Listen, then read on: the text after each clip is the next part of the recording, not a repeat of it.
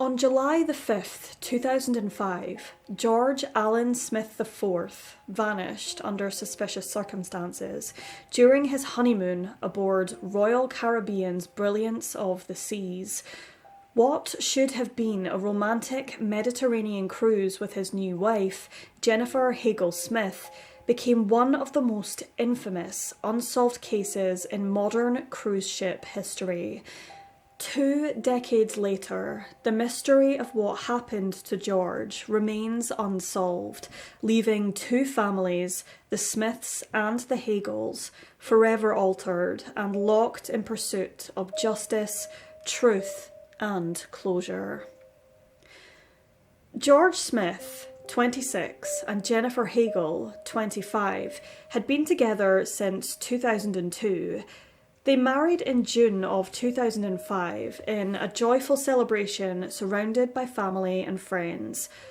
Shortly afterwards, they boarded the Brilliance of the Seas for a 12-day Mediterranean honeymoon cruise.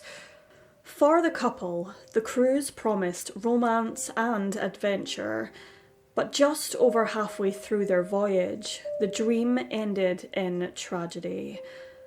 On the morning of July the 5th, passengers on a deck below the Smiths' cabin noticed blood smeared across a metal overhang above a lifeboat. Investigators quickly determined the blood had dripped from the Smiths' balcony. George was nowhere to be found.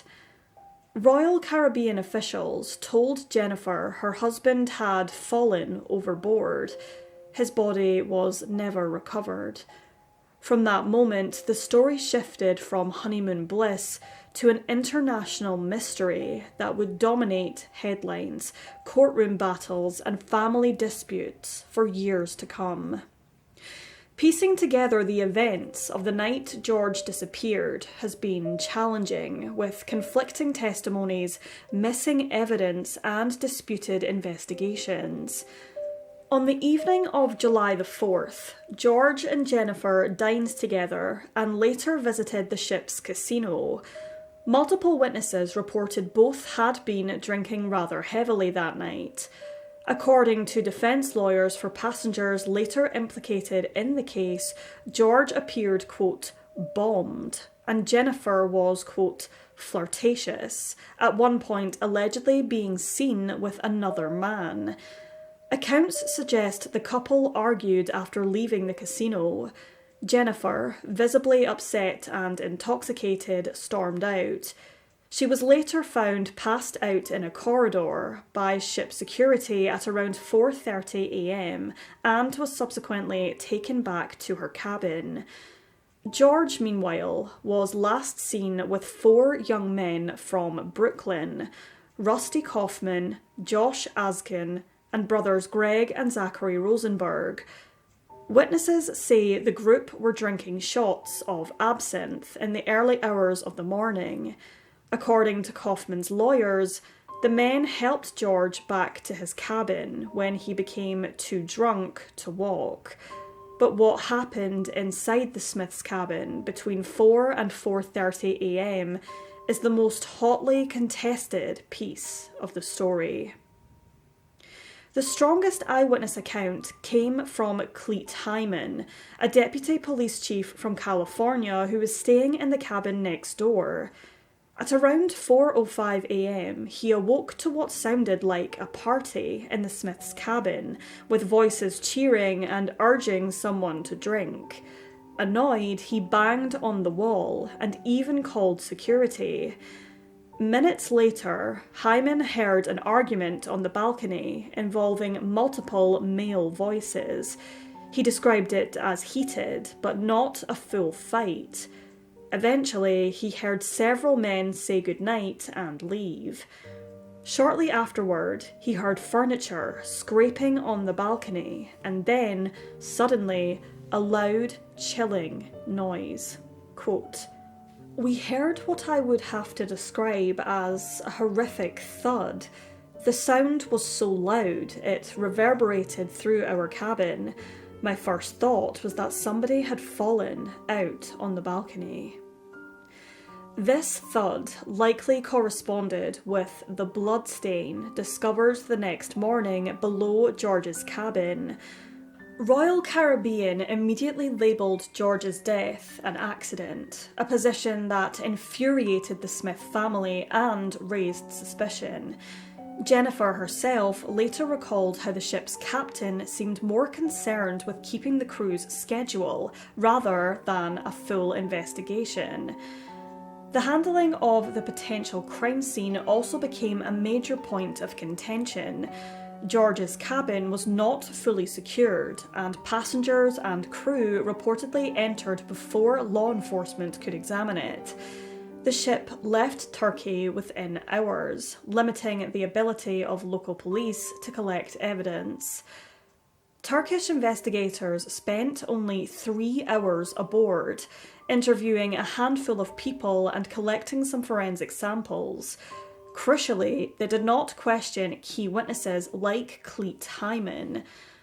The FBI did not board the ship until 2 days later, by which time much evidence was gone. The Smith family has long maintained that the cruise line prioritised public relations and operational convenience over a thorough inquiry. The last known people with George, Kaufman, Askin, and the Rosenbergs, quickly became central figures in the investigation. Though never charged in connection with George's disappearance, they were soon implicated in another disturbing incident. After the ship left Turkey and continued to Italy, the young men were accused of sexually assaulting an intoxicated woman in a hot tub. They admitted to having sex with her, but insisted it was consensual. Royal Caribbean disembarked them and their families in Italy. For the Smith family, this pattern of behaviour reinforced their belief that George had been murdered, possibly after a robbery or confrontation gone wrong. They have long argued that the men should have faced more scrutiny and harsher investigation. Jennifer Hagel, now Jennifer Hagel Smith, has lived under a cloud of suspicion and judgment ever since her husband's death. While George's family often criticised her, particularly for settling a civil case with Royal Caribbean in 2006, Jennifer has consistently defended herself. In later interviews and statements, she emphasised her profound grief, her lack of memory that night, and her determination to uncover the truth. In a personal essay written in 2021, she described her shock and devastation upon learning of George's disappearance. Quote, "George and I left together, newlyweds, in love, and so excited about our trip.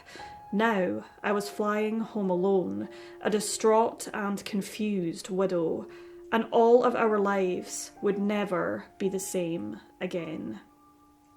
She harshly criticised Royal Caribbean for misleading her, removing her from the ship for questioning, and labelling George's death an accident prematurely. She also highlighted the incomplete investigation, with witnesses left uninterviewed and evidence slipping away as the ship sailed on.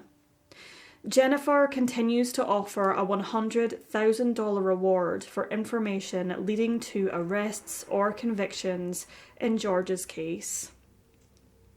George's parents, George Sr. and Maureen, along with his sister Bree, have fought relentlessly for answers. They have accused Royal Caribbean of negligence, cover-ups and callousness toward victims' families.